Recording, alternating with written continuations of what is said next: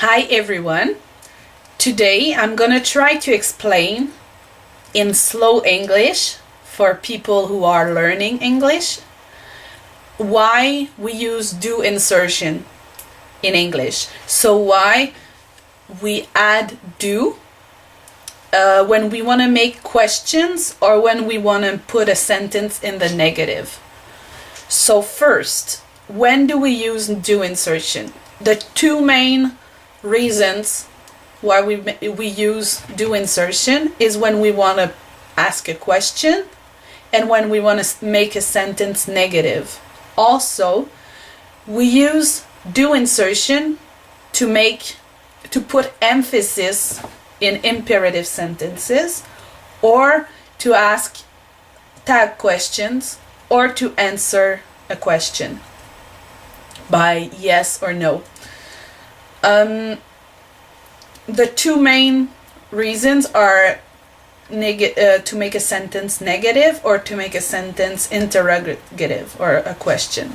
So when you say the sentence, the affirmative sentence, you want cake, there is no auxiliary verb. All you have is the you, which is the subject. You have the want, which is the verb, and you have cake, which is the complement. To make a question in English, you need to invert the auxiliary and the subject. That will make a question. So, since there is no auxiliary in the sentence you want cake, you're gonna have to use the dummy do, which will act as the auxiliary of the sentence. So instead of saying you want cake, you can say you do want cake. And when you make the question, you invert the you, or the subject, and the do, or the auxiliary. So that will be, do you want cake? When you want to make the sentence negative, you add the word not to the auxiliary. So that will be, you do not want cake, or you don't want cake. For almost every verb, you need to add the auxiliary do when you want to make a question or a negative sentence, except when you use the verb be. With the verb be, like when you say you are young, you don't need to use the do operator. You can say you are not young. You don't say you don't are young. Also, when you ask a question, you don't say do you are young, you say are you young. So instead of adding an auxiliary with the verb be, you invert the verb be with the subject. I heard that in the UK or in England, that rule works with the verb have as well. So when you say I have a car, you can say have I a car. In American and Canadian English, you would say do I have a car. For negative in England, I heard you can say I have not a car, or I haven't a car. Here in Canada, you would say I don't have a car. So there's only two exceptions to the do insertion, in questions and in interrogative. So these are with the verb be everywhere in the world, and with the verb have in the UK. I'm not sure about that, but yeah. Also, we use the do insertion for imperative questions when we want to put emphasis. So instead of saying to a kid behave, I can say do behave. That means that I'm really putting emphasis on the behave, like on the order. I'm really making an order. And also, when tag questions, like if I ask you, you want cake, don't you? I'm using the dummy do in my tag question, because I don't have an auxiliary in my sentence, you want cake.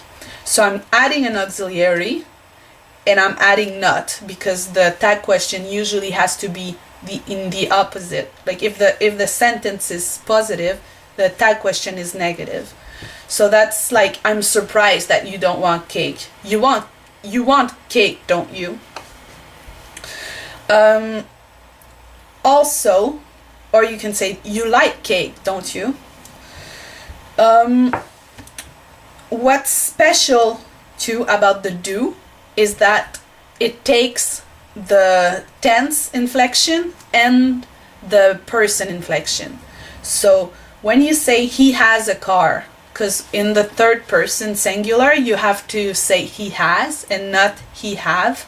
So you say he has a car. And when you ask the question, does he have a car? So it's the do that takes the person inflection. So you don't say, does he has a car? Or you don't say, do he has a car? You say, does he have a car? So only one of the verbs, the do, takes the person inflection. And you also say, he doesn't have a car, not he doesn't has a car. He doesn't have a car. When you say a sentence in the past tense, he had a car, when you make it a question, you will say, did he have a car? So you put the tense inflection on the do. So the do becomes a did, and the has becomes a have.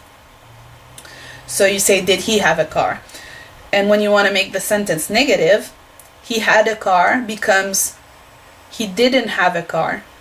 So do becomes did, and the had becomes have.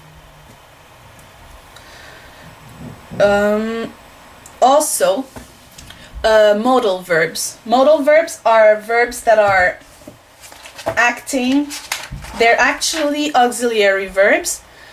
They're one kind of auxiliary verbs, and they're verbs like can, could, dare, ought to, will. These verbs don't, when you have one of these verbs in a sentence, you don't need to add the do. So if you say, I will go, you don't say, do I will go. You say, will I go.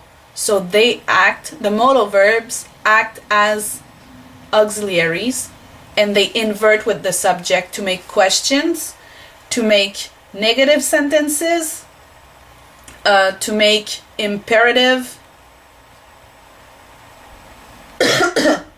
No, not to make imperative, because you don't invert, but to